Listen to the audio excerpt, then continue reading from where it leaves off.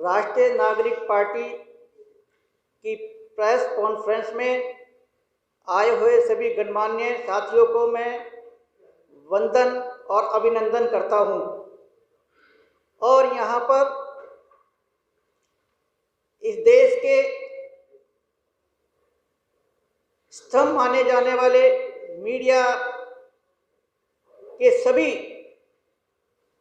आगंतुकों का मैं स्वागत करता हूं और उनका आभार व्यक्त करता हूं कि वो जो जन जन की आवाज़ जन जन तक पहुंचाने का एक साहसिक कार्य करते हैं।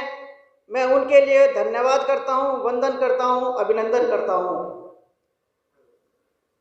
आज इस प्रेस कॉन्फ्रेंस में आपके सामने जो राष्ट्रीय नागरिक पार्टी का एजेंडा है, उसके पीछे इस देश के उन लोगों की भावना, उनकी आवाज़ और उनकी ज़रूरत जुड़ी हुई है। और इस चीज़ को आप सब भी महसूस करते होंगे कि आज देश को आज़ाद हुए 72-73 साल हो गए, लेकिन इस देश में जो संविधान लागू किया गया है, उस संविधान के हिसाब से अभी तक इस देश में जो होना चाहिए था वो नहीं हो पाया है। इसलिए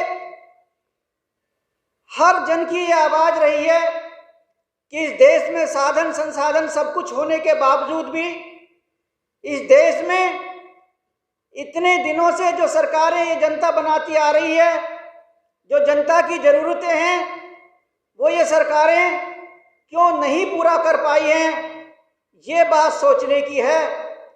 और ये बातें जब लोगों के बीच में आती हैं तो वो एक दूसरे को शेयर करते हैं और उसी दुख दर्द को समझते हुए हमारे इस राष्ट्रीय नागरिक पार्टी के राष्ट्रीय अध्यक्ष माननीय के गौतम साहब ने महसूस किया और उन्होंने लोगों के दुख दर्द के एजेंडा को उठाने के लिए हिम्मत की।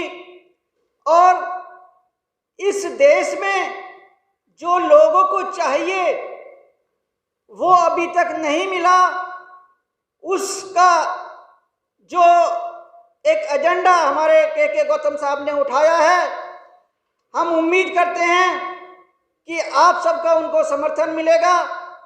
और इस पार्टी का क्या एजेंडा है, इस पार्टी की क्या विचारधारा है, वो बातें अब जब हम उनको अपना लीडर मान ही चुके हैं तो वो हमारे के गौतम साहब राष्ट्रीय अध्यक्ष जी आपको विस्तार से बताएंगे। और मैं आप लोगों से आग्रह करता हूं कि इस विचारधारा को, इस संघर्ष को आप जन जन तक पहुंचाने का कार्य करें। ये भी आपका पार्टी के प्रति एक बड़ा योगदान होगा। उसके लिए मैं आप सबका धन्यवाद देता हूं और फिर से आपका अभिनंदन करता हूं कि आप इस देश की विचारधारा को बढ़ाने में जो योगदान देते हैं वो एक बहुत ही सराहनीय कार्य है। और मैं आप लोगों से गुजारिश करूंगा कि आप भी इस कार्य को करते रहें और इस पार्टी की विचारधारा को जन जन तक पहुंचाने का कार्य भी करते रहें। तो मैं ज़्यादा ना बोलते हुए मैं माननीय के गौतम साहब से आग्रह करूंगा और विनती करता हूं कि वो आएँ और इस पार्टी की विचारधारा को, इसके एजेंडे को, इसकी जो भी ज़रूरत इस देश को है उसको पहुंचाने के लिए वो आकर इस जन संबोधन को करें। और यहाँ पर जितने लोग आए हैं मैं उनका आभार व्यक्त करता हूँ और के गौतम साहब को आमंत्रित करता हूँ। गौतम जी, भारतीय नागरिक कृष्ण कुमार गौतम, राष्ट्रीय अध्यक्ष राष्ट्रीय नागरिक पार्टी, आज दिनांक 27 जनवरी 2021 को speaker hall constitutional college of India में आयोजित प्रेस कॉन्फ्रेंस में उपस्थित राष्ट्र के प्रबुद्ध सम्मानित नागरिकों का हार्दिक धन्यवाद करते हैं कि उन्होंने अपना कीमती समय देकर राष्ट्रीय नागरिक पार्टी की विचारधारा को सुनने का अवसर दिया। साथ ही मीडिया से आए तमाम सोशल मीडिया, प्रिंट मीडिया, उनका भी हम पार्टी की तरफ से, स्वयं की तरफ से बहुत बहुत धन्यवाद करते हैं कि उन्होंने अपना कीमती समय इस पार्टी को दिया।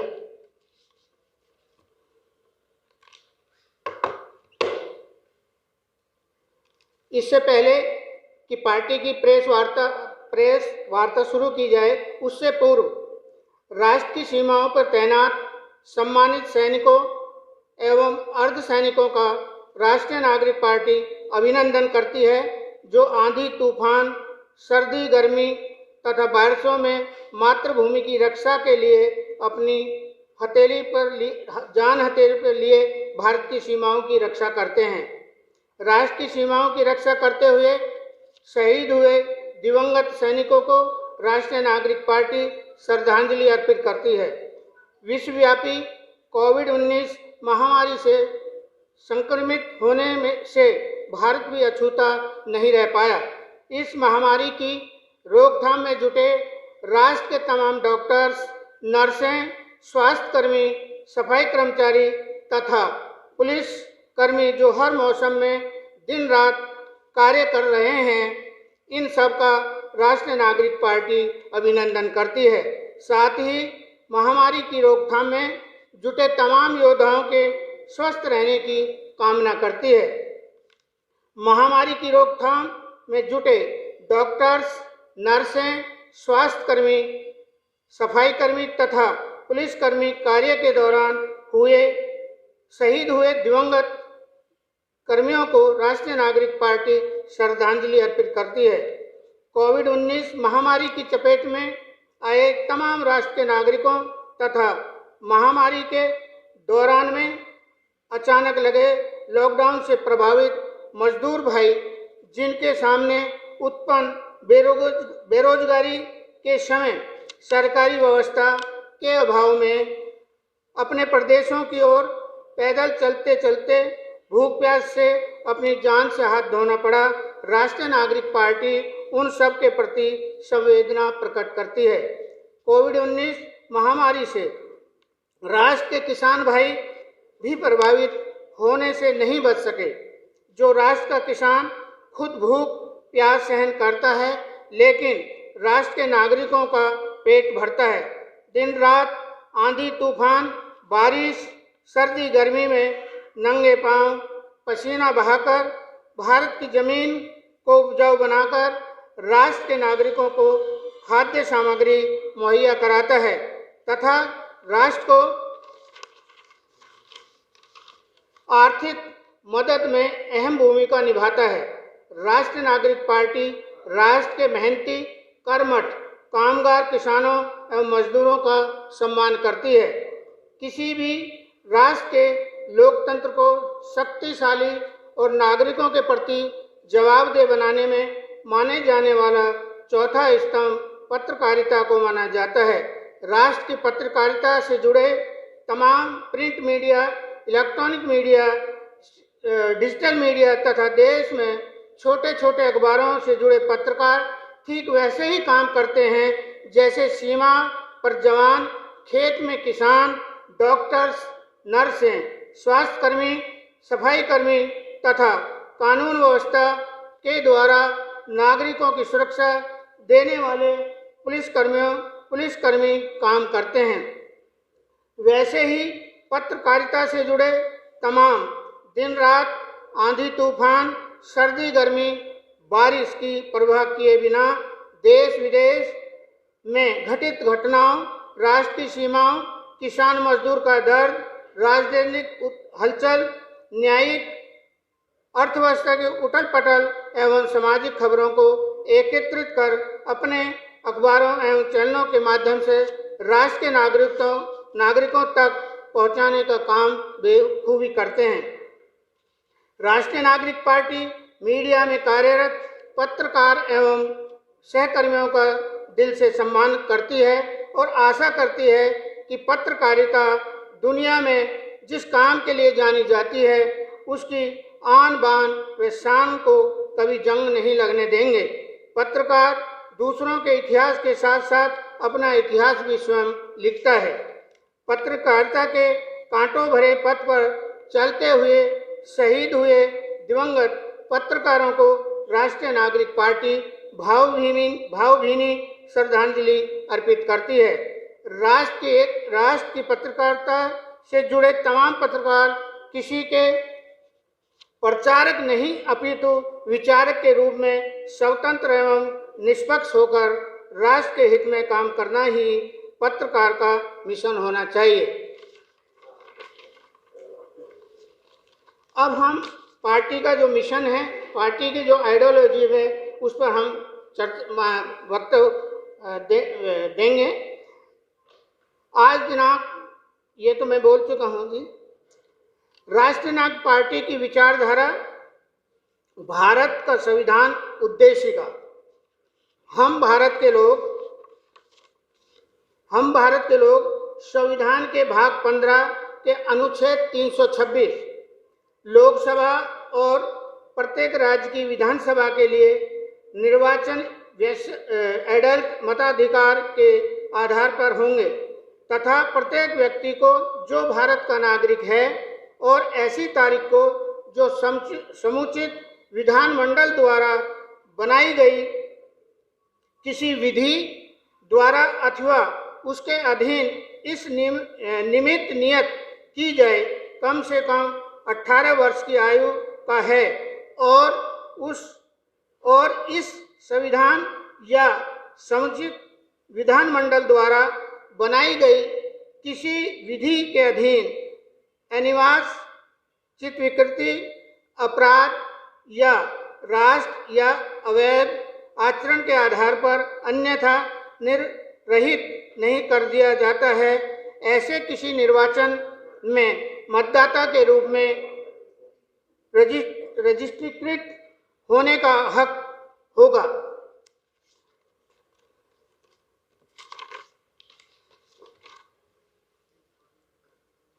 हम भारत के लोग, जो अभी मैंने जोड़ा है, हम भारत को एक संपूर्ण प्रभुत्व संपन्न समाजवादी पंथनिरपेक्ष लोकतंत्र गणराज्य बनाने के लिए हम तथा उसके समस्त नागरिकों को, नागरिक का अभिप्राय स्त्रीलिंग, पुल्लिंग और अविस्त्रीलिंग अर्थात स्त्री, औरत और किन्नर इक्वल टू नागरिक, उन सब के लिए जो स्त्री समाज है, पुरुष समाज है और किन्नर समाज है, उनके लिए चुने गए प्रतिनिधि क्या करेंगे? सामाजिक, आर्थिक और राजनीतिक न्याय, विचार, अभिव्यक्ति, विश्वास, धर्म और उपासना की स्वतंत्रता, प्रतिष्ठा और अवसर की समता प्राप्त कराने के लिए तथा उन सब में व्यक्ति की गरिमा और राष्ट्र की एकता और अखंडता सुनिश्चित करने वाली बंधुता बढ़ाने के लिए दृढ़ संकल्प होकर हम इस संविधान सभा में आज दिनांक 26 नवंबर 1949 को अध्यक्ष द्वारा इस संविधान को अंगीकृत, अधिनियमित और आत्मकृत करें, जो उस समय की संविधान सभा में एक्सेप्ट करा था। भारत का संविधान उद्देशिका पर कार्य करने वाली राजनीतिक पार्टी है।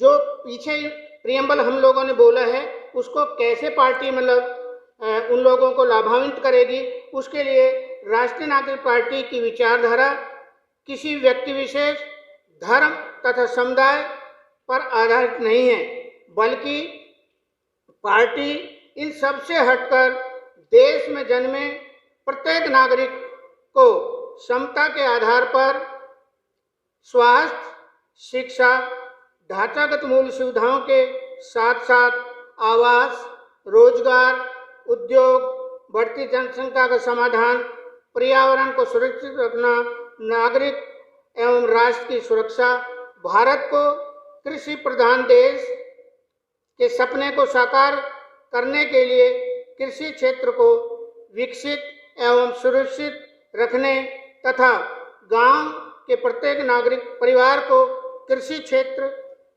में भागीदारी, मजदूर एवं किसान को दमन मुक्त रखना तथा महिलाओं को आत्मनिर्भर बनाने के लिए प्रत्येक क्षेत्र में समता के आधार पर प्रतिनिधित्व प्रदान करने का अवसर प्रदान करेगी। राष्ट्रीय नागरिक पार्टी का मुख्य उद्देश्य प्राथमिकता के आधार पर देश के प्रत्येक नागरिक को जीवन पर्यंत मुफ्त चिकित्सा सुविधा उपलब्ध कराने की नैतिक जिम्मेदारी सरकार की होगी। वहीं राष्ट्र के प्रत्येक नागरिक को राष्ट्र के प्रति सजग करना तथा शिक्षा के क्षेत्र में प्रारंभिक स्तर की शिक्षा से स्नातक की शिक्षा ढांचागत मूल सुविधाओं के साथ मुफ्त में देने की जिम्मेदारी सरकार की होगी। इसके साथ साथ प्रत्येक नागरिक को 1 वर्षीय प्राथमिक राष्ट्रीय रक्षा सेवा ट्रेनिंग के बाद संपूर्ण शिक्षा प्रमाण पत्र हासिल करने के उपरांत किसी भी रोजगार के क्षेत्र में प्रवेश करने के लिए योग्य माना जाएगा। वह सरकारी, गैर सरकारी क्षेत्र अथवा स्वयं का रोजगार स्थापित करना है या किसी भी प्रकार की सरकारी सुविधा का लाभ लेने का विषय है। यदि इसके बाद भी कोई नागरिक आगे की शिक्षा ग्रहण करना चाहता है तो बिना किसी बाधा के आगे की शिक्षा ढांचागत मूल सुविधाओं के साथ सरकार द्वारा निःशुल्क मुहैया कराई जाएगी। राष्ट्रीय नागरिक पार्टी वर्तमान के पाठ्यक्रम से व्यक्ति विशेष, धर्म एवं समुदाय से संबंधित सभी पाठ्यक्रम को मुक्त कराने का कार्य करेगी।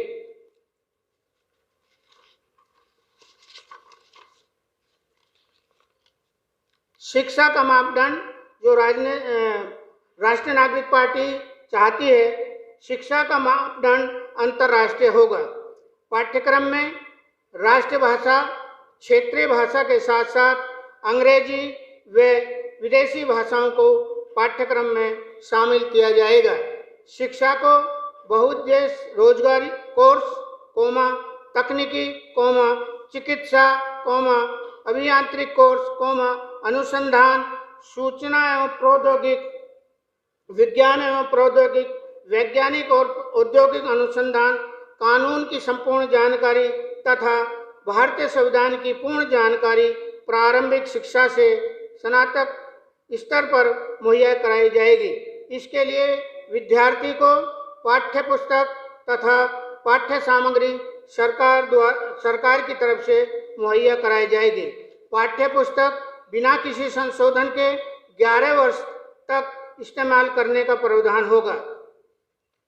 नागरिकों के सम्मान में राष्ट्रीय पार्टी मैदान में राष्ट्रीय नागरिक पार्टी राष्ट्र में पुरुषों के साथ साथ महिलाओं एवं किन्नरों को भी पार्टी के अंदर पुरुषों को 49%, महिलाओं को 49% एवं किन्नरों को 2% पार्टी के अंदर लोकसभा सीटों पर, विधानसभा एवं स्थायी निकायों में चुनाव में निर्धारित संख्या क्षमता के आधार पर प्रतिनिधित्व करने का मौका प्रदान करेगी। यही नहीं बल्कि सरकारी नौकरियों में भी क्षमता के आधार पर अवसर प्रदान करने का कार्य करेगी। राष्ट्रीय नागरिक पार्टी आधुनिक भारत निर्माण में राष्ट्र के युवाओं को पार्टी की विचारधारा में सहयोग एवं भागीदार बनाने के लिए आह्वान करती है, ताकि पार्टी भारत के प्रत्येक नागरिक को स्वास्थ्य, शिक्षा, आवास, रोजगार एवं राष्ट्र समर्पित लक्ष्य से लाभान्वित कर सके। राष्ट्रीय नागरिक पार्टी लोकतंत्र को शक्तिशाली एवं राष्ट्र के नागरिकों के प्रति जवाबदेह बनाने के लिए चुनाव एवं चयन प्रक्रिया पारदर्शिता, स्वतंत्र एवं निष्पक्ष कराने की पक्षधर है। नागरिकों से अपील करती है कि इस विचारधारा से जुड़ने के लिए वोट आपका है, सोच आपकी है, निर्णय आपका है। इन्हीं शब्दों के साथ मैं अपनी वाणी को विराम देता हूं और सभी को जय नागरिक, जय भारत।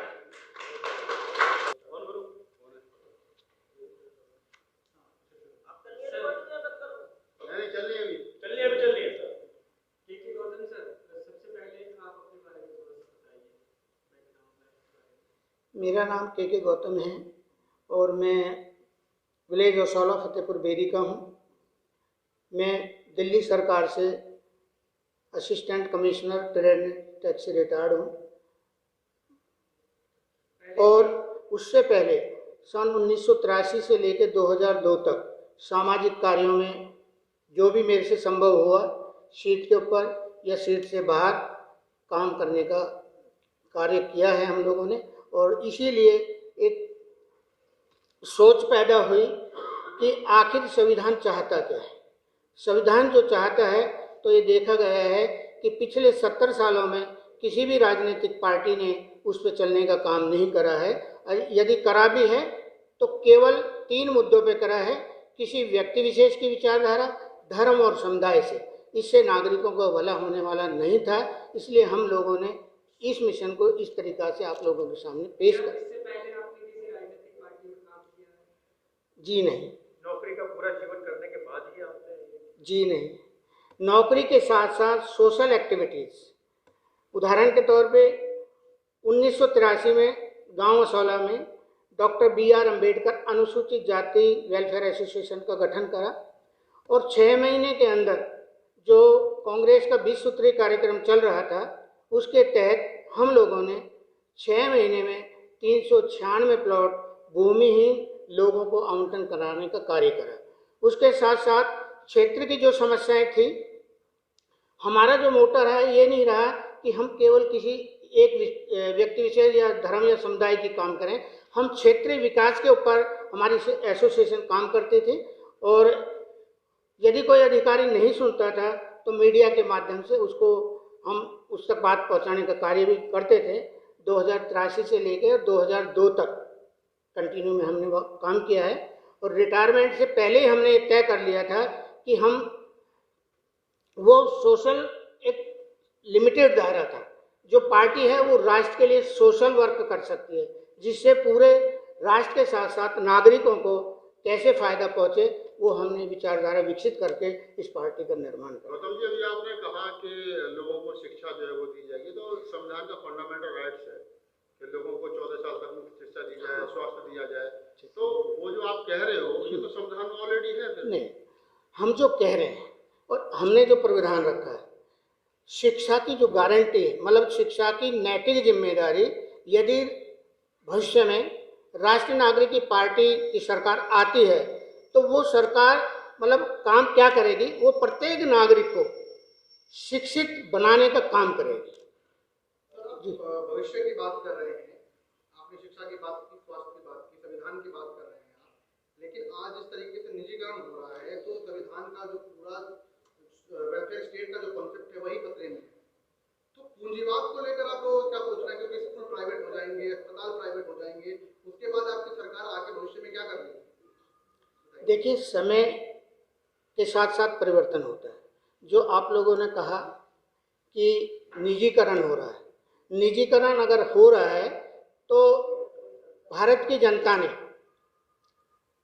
जो ऐसे लोगों को पहुंचाया है जिनकी विचारधारा संविधान से हटकर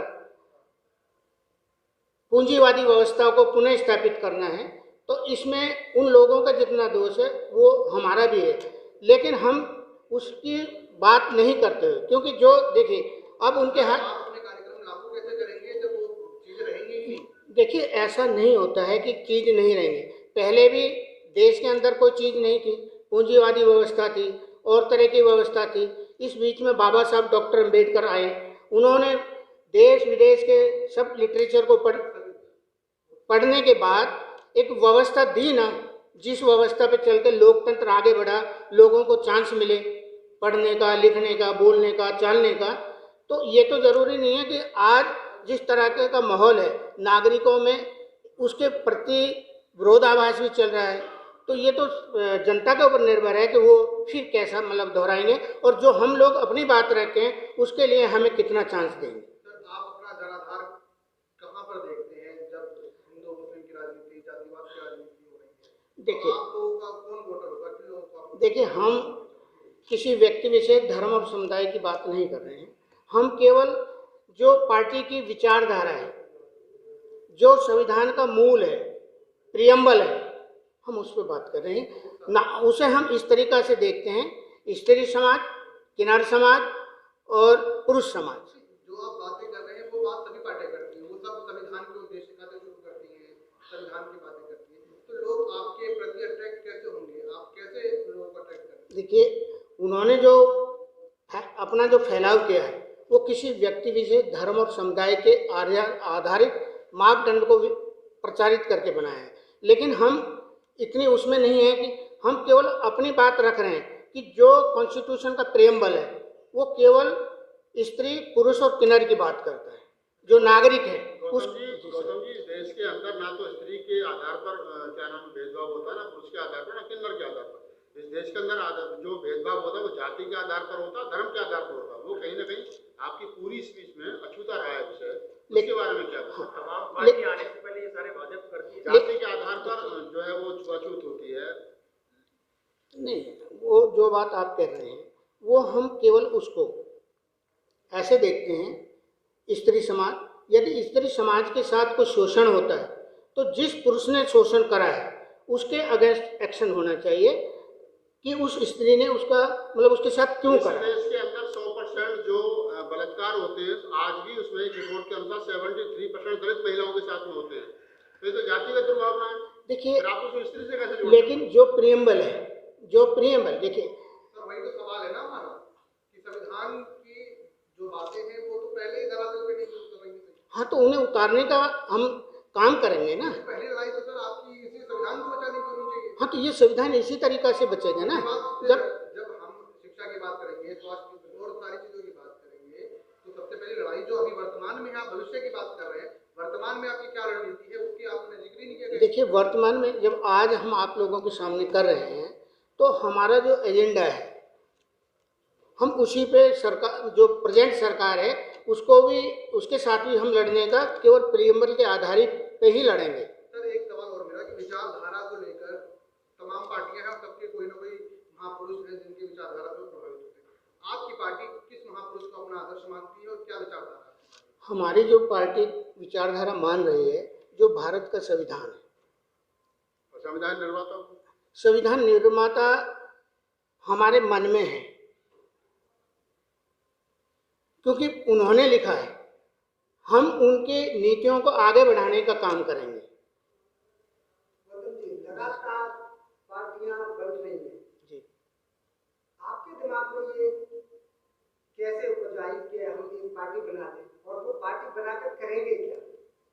ये बात आपकी करेक्ट है कि पार्टियों का दिन प्रतिदिन निर्माण हो रहा है, लेकिन हमने जो ये पार्टी बनाई है उसमें ये निष्कर्ष निकाला है कि जितनी भी पार्टियां पिछले 70 साल से काम कर रही हैं वो जो प्रियम्बल है, प्रियम्बल से हटके किसी व्यक्ति विशेष, धर्म और समुदाय पे आधारित वर्क कर रही हैं, जिससे पूरे देश का जो नागरिक है वो दिन प्रतिदिन कमज़ोर होता जा रहा है। इसलिए हमने इस विचारधारा को स्थापित करते हुए इस पार्टी का निर्माण करा है। और जितनी भी पार्टियां बनती हैं उनको पर एक आरोप लगता है कि वो बीजेपी की फंडिंग लेकर जो सेकुलर माइंड की जो पार्टियां हैं उनको कमजोर कर रही हैं।